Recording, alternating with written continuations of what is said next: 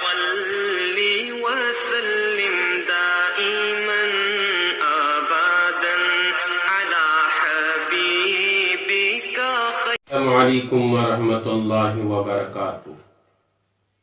الحمد للہ رب العالمین والعاقبۃ للمتقین والصلاة والسلام علی سید الانبیاء والمرسلین وعلی آلہ واصحابہ اجمعین۔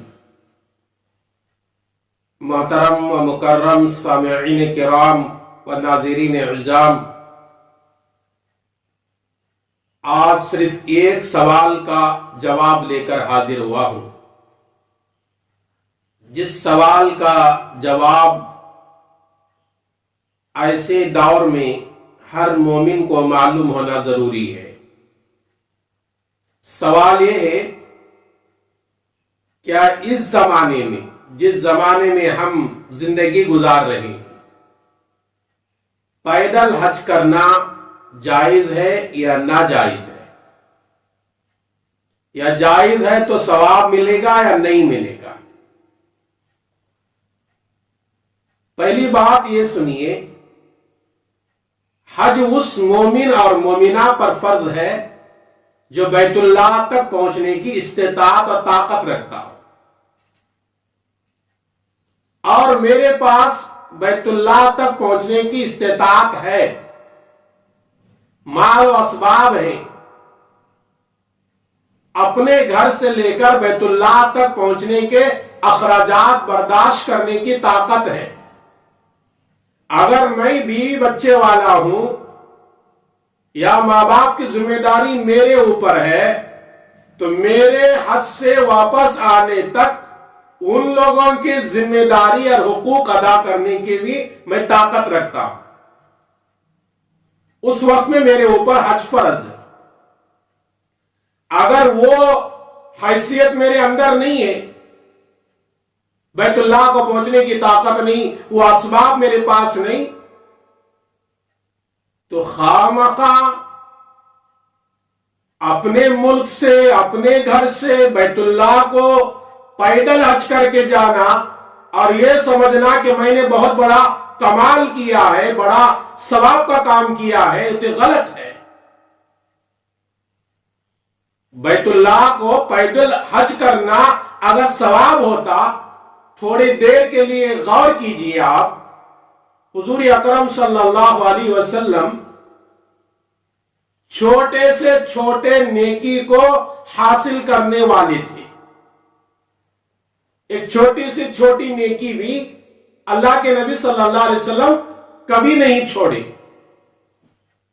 آپ صلی اللہ علیہ وسلم نے مدینہ طیبہ میں زندگی گزار رہی۔ آپ صلی اللہ علیہ وسلم مدینے سے مکہ المکرمہ کو حج کرنے کے لیے آئے۔ مکہ سے مدینہ تقریباً 450 کلومیٹر کا سفر ہے۔ اگر پیدل حج کرنا ثواب ہوتا تو حضور اکرم صلی اللہ علیہ وسلم وہ ثواب کی چیز کو حاصل کرنے کے لیے مدینہ سے مکہ المکرمہ کو پیدل حج کرتے تھے۔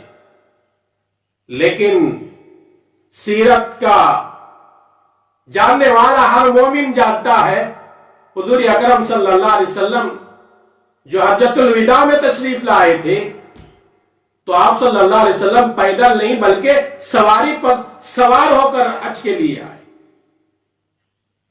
اگر پیدل حج کرنا ثواب ہوتا تو میرے اور آپ کے آقا حضور اکرم صلی اللہ علیہ وسلم وہ ثواب کی چیز کو کیسے چھوڑتے تھے؟ معلوم یہ ہوا کہ پیدل حج کرنا کوئی خاص ثواب اور اجر کا باعث نہیں۔ اللہ نے جو جو سہولتیں جس زمانے میں انسان رہتا ہے، وہ زمانے کے سواریوں کا استعمال کرنا آدمی کے لیے مہیا کیا ہے تو کرنا چاہیے۔ نبی کے زمانے میں اونٹ تھا، خچر تھے، گھوڑے تھے، اس پر لوگ سوار ہو کر حج کرتے تھے۔ اور آج کے زمانے میں دور دراز کے سفر طے کرنے کے لیے ہوائی جہاز کا انتظام ہے، تو آدمی اس پر سوار ہو کر بیت اللہ کو حج کو جا کر آنا چاہیے. یہ نہیں کہ ہمارے پاس طاقت ہے یا نہیں ہے پھر بھی ہم بیت اللہ کو پیدل حج کر کے جا رہے ہیں اور یہ ثواب سمجھ رہے ہیں میں نے اچھا کام کیا. نہیں میرے دوستو، یہ کوئی ثواب کا کام نہیں ہے. کیرلا کے رہنے والے ایک نوجوان شہاب صاحب نے جب کیرلا سے بیت اللہ کو جا کر حج کرنے کا ارادہ ظاہر کیا اور نکل پڑے اور حج کر کے واپس بھی آ رہے ہیں تو ان کا دیکھا دیکھی بہت سارے لوگ اب تیار ہو گئے، چلو میں بھی بیت اللہ کے لیے پیدل حج کروں گا. اور یہ لوگ سمجھتے ہیں کہ بیت اللہ کو پیدل حج کرنا بہت بڑا ثواب ہے. یہ نادانی ہے میرے دوستوں، کوئی ثواب نہیں. اس کے اندر دکھلاوا ہوتا ہے، اس کے اندر ریاکاری ہوتی ہے، اس کے اندر شہرت ہوتی ہے. اگر آپ نے اللہ نے آپ کو دولت دیا ہے، اطمینان کے ساتھ راحتوں کے ساتھ سواری پر سوار ہو کر جا کر تم بیت اللہ کا حج کر سکتے ہو تو اس وقت میں کرنا چاہیے. اگر آپ کے پاس طاقت نہیں ہے، ہمت نہیں ہے تو آپ کے اوپر حج بھی فرض نہیں ہے. خواہ مخواہ مصیبتیں کیوں جھیلتے ہو؟ اللہ تعالیٰ قرآن مجید میں کہتا ہے لا یکلف اللہ نفسا الا وسعها. اللہ تعالیٰ کسی بھی بندے کو اس کے طاقت سے زیادہ بوجھ نہیں ڈالتا.